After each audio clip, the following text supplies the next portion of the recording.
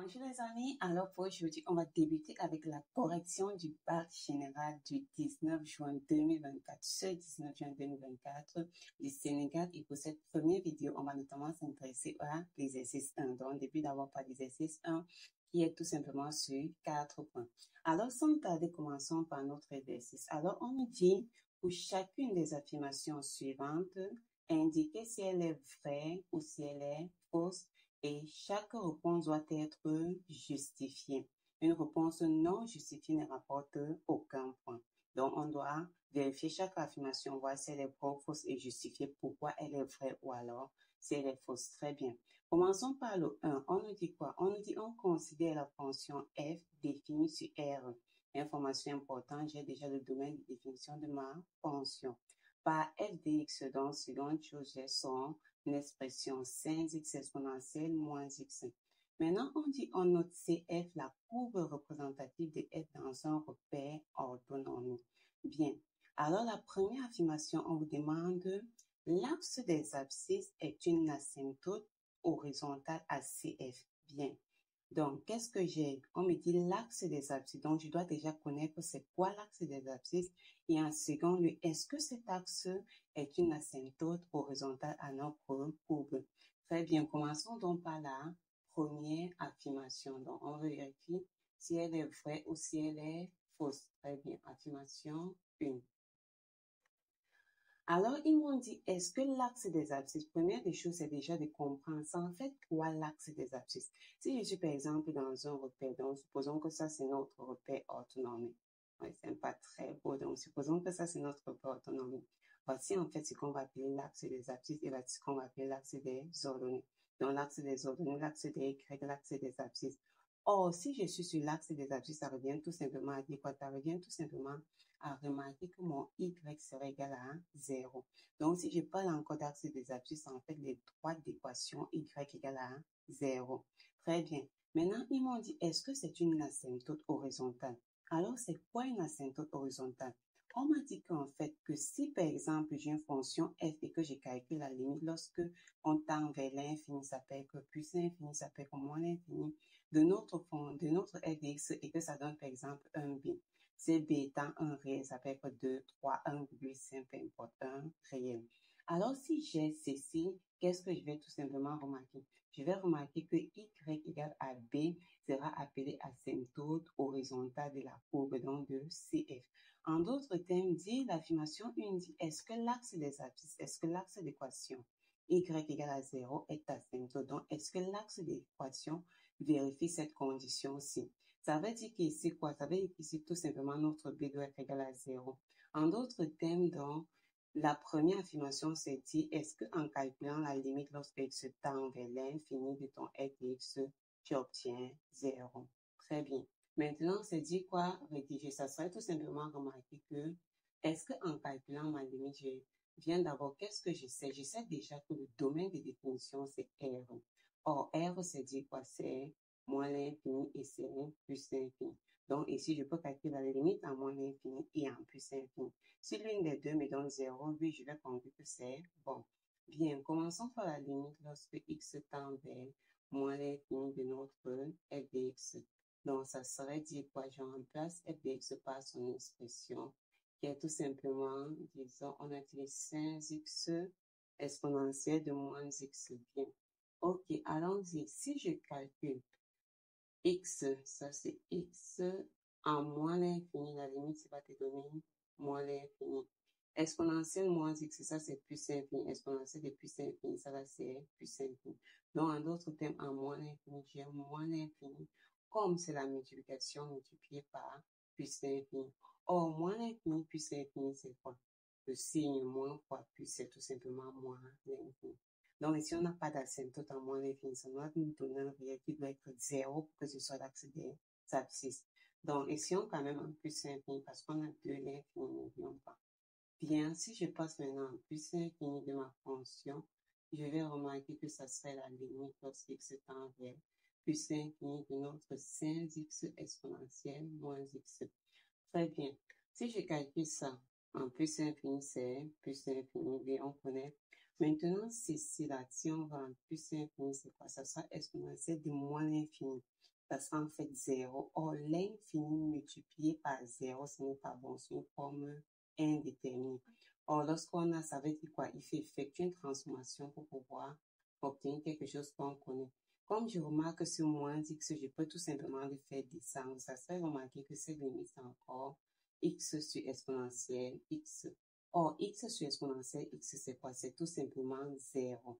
C'est 0 tout simplement parce qu'en fait, x est plus petit qu'exponentielle x. C'est-à-dire, par exemple, que si tu prends 2 et tu prends exponentielle de 2, celui-ci est toujours plus petit que exponentielle de 2.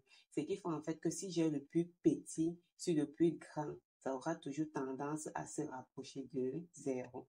Donc, c'est en fait une limite usuelle, mais c'est une petite explication.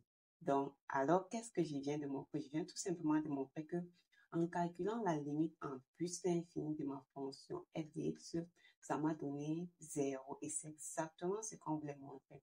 Parce qu'en obtenant ceci, ça veut dire tout simplement que notre fonction va admettre une asymptote horizontale d'équation y égale à 0. Or, y égale à 0, c'est quoi? C'est l'axe des abscisses. Donc, pour la première affirmation, on va tout simplement dire que c'est vrai. Et voici la justification. En calculant la limite en plus l'infini, j'obtiens la limite va donner 0. Très bien.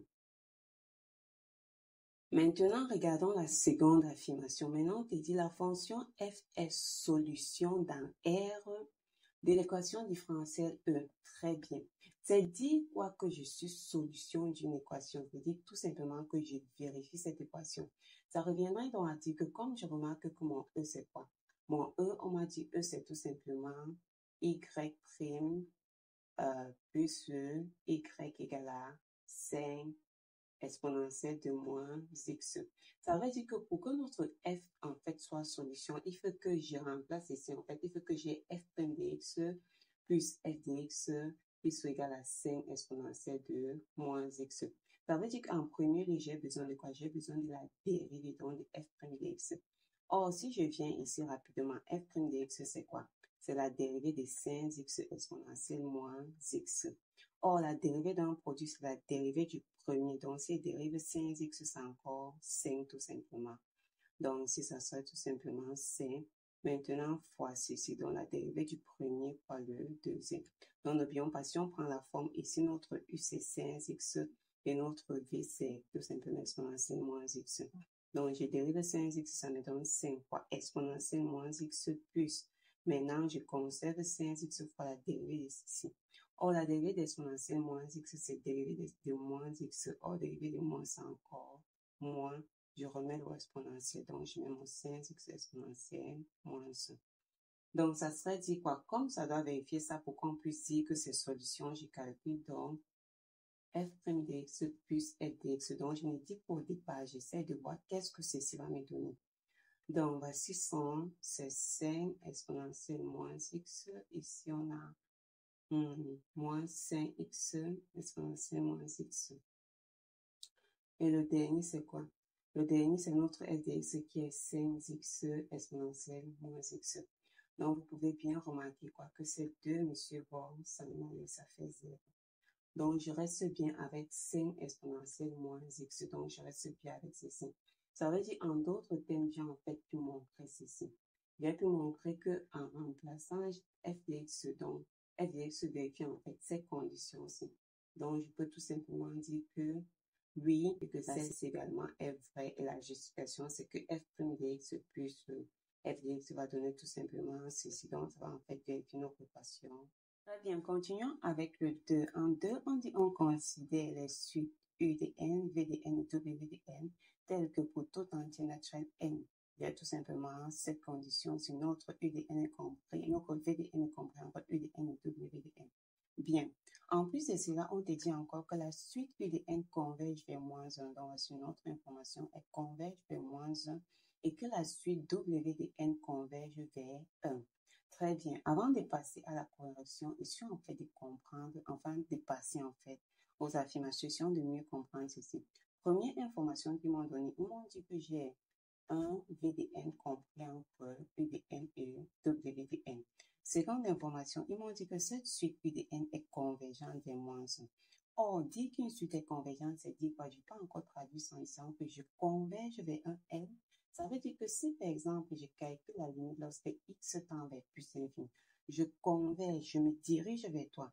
C'est dit, par exemple, pour les valeurs de plus en plus grandes de notre n, U de n se dirige vers quelle valeur? Vers la valeur 1, moins 1, pardon. C'est ça, converger vers quelque part. Je me dirige vers ma maison, ça veut dire que plus le temps passe d'avant, je me dirige vers chez moi. De même, c'est dit quoi? C'est dit que mon W de n, on a dit qu'il converge, c'est-à-dire pour des valeurs de plus en plus grandes de notre n, alors notre W de n tend vers la valeur 1. Très bien, voilà déjà les trois informations. Maintenant, passons aux affirmations. Qu'est-ce qu'ils nous disent? Ils nous disent tout simplement que l'affirmation 3, on dit que la suite V de n converge vers un réel L. Est-ce que la suite V de n va converger vers un réel L? Et alors, ce réel appartenant à l'intervalle, c'est donc j'ai deux informations. Première des choses, il faut déjà que ma suite converge. N'oublions pas qu'une suite peut être convergente et peut être divergente. Donc, il faut qu'elle converge vers un réel. Maintenant, il faut que ce réel soit dans cet intervalle. Donc, c'est deux choses à vérifier. Ok, je vais vérifier l'affirmation 3. Donc, c'est dit quoi? C'est dit tout simplement que si elle converge vers un réel L, ça veut dire quoi? Ça veut dire que lorsque je vais calculer la limite, lorsque x tend vers plus infini de mon V de n, ça doit être égal à L. En plus de ceci, il faut que ce LA soit dans l'intervalle moins 1, 1. Très bien. Ça veut dire en d'autres termes que cette limite soit comprise entre moins 1, 1. Or, si je pense déjà que cette limite est comprise entre deux valeurs, qu'est-ce qu'ils m'ont dit? Ils m'ont dit ceci.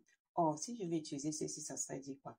J'ai un V de n compris dans ceci. Ça veut dire tout simplement que je peux écrire la limite de U de n lorsque je pense à la limite de U de n parce que je sais également que U de n converge vers moins 1. Donc, sa limite en plus infini, ça sera moins 1. Donc, ici, je vais remarquer tout simplement que ce cher monsieur sera inférieur à la limite de... On écrit ça parce qu'on a de cette première information. Donc, V de n est bien sûr aussi inférieur à la limite de W de n. Très bien. Autre information, on m'a dit, toi, je peux te remplacer par moins 1. Donc, toi, je peux mettre moins 1. Toi, c'est quoi? On a appelé ça notre L. Toi, c'est L. Et toi, c'est tout simplement encore 1. Alors, qu'est-ce que j'ai fait? J'ai montré que, en définissant en fait ceci, donc en définissant un L comme limite de V de n, j'ai montré en fait que si n sera toujours compris entre moins 1 et 1, parce que 10, ça c'est encore dit quoi? C'est encore dit que mon L appartient à l'intervalle moins 1. Les bornes sont bien fermées, ça peut être égal, parce qu'ils nous ont dit qu'ici, ça pouvait être égal. Donc ici, on va tout simplement conclure que l'affirmation 3 également est vraie. Bien.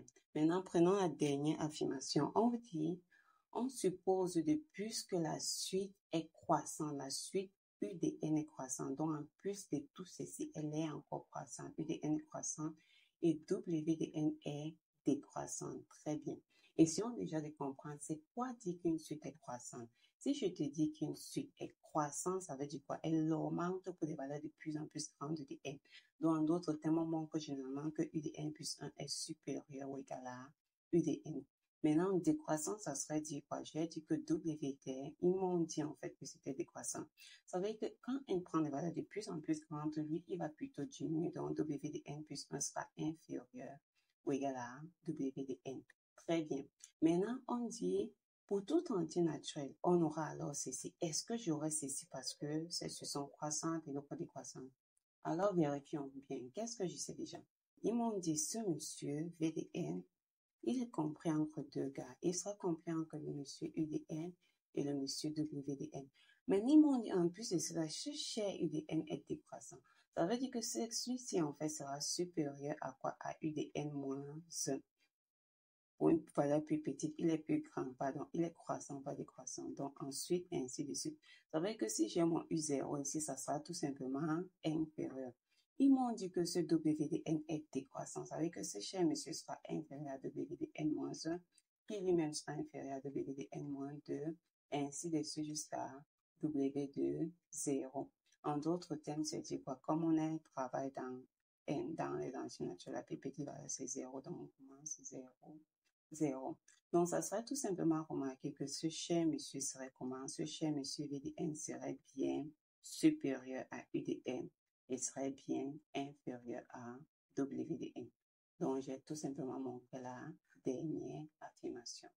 Donc, je peux tout simplement également conclure que pour le dernier cas, c'est vrai. Donc, en fait, c'était ça justifié. Donc, c'est vrai parce que j'ai pu montrer ça. Alors, les amis, c'était en fait tout pour cette vidéo. Si vous avez des questions, bien sûr, n'oubliez pas de les mettre en commentaire ou tout simplement dans notre canal Telegram pour une explication plus détaillée. Donc, si vous n'êtes pas encore dans le canal, le lien est tout simplement en description de cette vidéo. Et je vous annonce déjà la sortie très prochaine de notre application Thomas, ce qui est en fait des formations faites sous forme d'application, donc des formations notamment sur une courte durée. Parce que, en fait, lorsque c'est basé sur mon expérience, donc j'avais déjà du mal à suivre mon emploi d'études. Ce qui fait en fait que je me retrouve à peu près la première séquence, mais séquence généralement à 1 ou à 2 semaines de l'examen.